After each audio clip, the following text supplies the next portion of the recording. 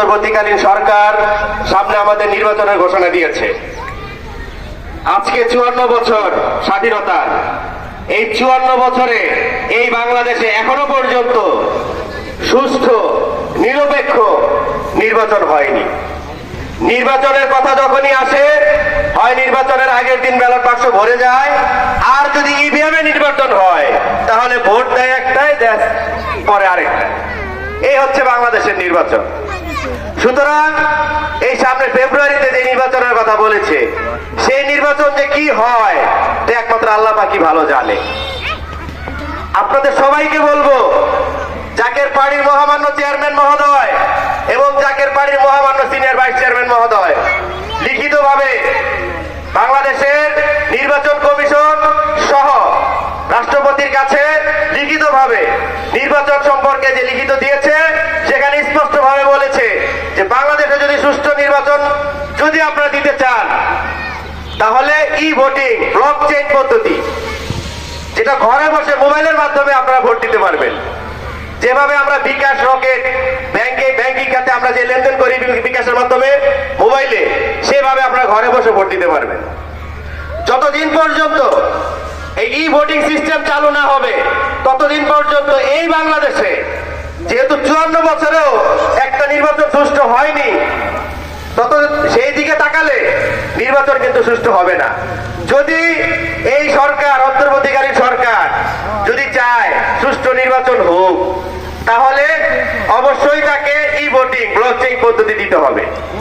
তা না হলে নির্বাচনের নামে যেইভাবে কালো টাকার ছড়াছড়ি, এই যে 52 নম্বর ওয়ার্ডে আমার জানা মতে আমার অনেক ভাই এই নির্বাচনকে কেন্দ্র করে মৃত্যুবরণ করেছে, তার জীবন হারিয়েছে। অনেক মা বোনেরা তাদের ভাই, তাদের সন্তান হারিয়েছে। অনেক বাবা তাদের সন্তান হারিয়েছে। অনেক সন্তান তাদের বাবা হারিয়েছে। যখন নির্বাচনের কথা আমরা গাজীপুরে শুনি, তখনই আমাদের মধ্যে একটা আতঙ্ক কাজ করে।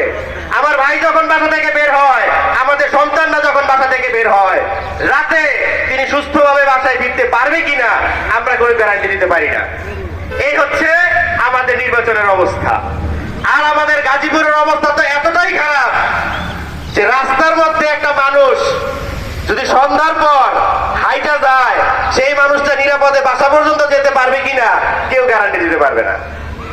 আজকে এই অঞ্চলের মানুষ, শ্রমজীবী মানুষ, গার্মেন্টস শ্রমিক ভাইয়েরা যারা আছে, বোনেরা যারা আছে, মা বোনেরা যারা আছে, তারা বেতন হওয়ার পর সেই বেতনের টাকা নিয়ে বাড়ি পর্যন্ত যেতে পারবে কিনা তারা কিন্তু গ্যারান্টি দিতে পারে না।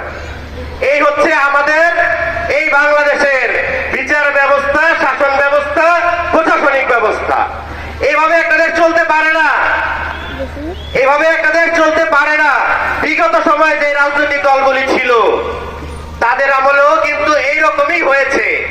এই 54 বছরে যে যখনই ক্ষমতায় আসছে, সে তার স্বার্থ নিয়ে এই দেশ থেকে পালিয়ে গিয়েছে।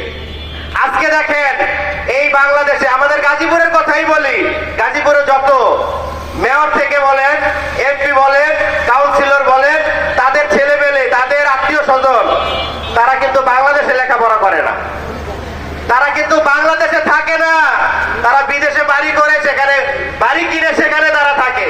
যখন তাকে দলের পজিশন খারাপ, তখন আবার সেও সেই দেশের বাইরে চলে যায়। এই হচ্ছে আমাদের বাংলাদেশের রাজনীতি, নেতাদের, অন্যান্য যে রাজনৈতিক দল আছে, নেতাদের চরিত্র, নেতাদের অবস্থান।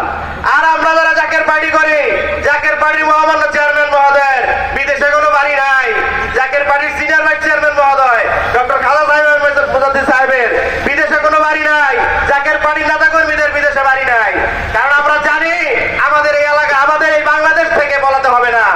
কারণ এই বাংলাদেশে 50টি নিবন্ধিত রাজনৈতিক দল, প্রত্যেক দলেরই আদর্শ আছে।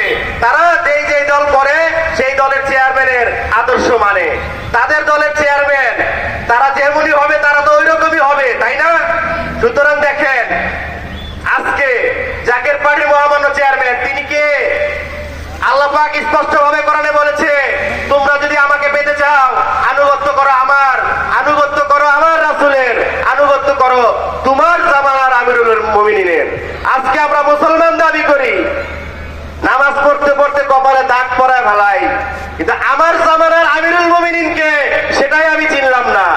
হাসরের ময়দানে কোন কাতারে দাঁড়াবো সেই কাতারটাই আমি চিনলাম না, আমার ইমাম কে হবে সেই ইমামটাকে আমি চিনলাম না। সুতরাং এই 52 এলাকাবাসীকে বলতে চাই, আপনারা যদি এই জামানার আমিরুল মুমিনকে চিনতে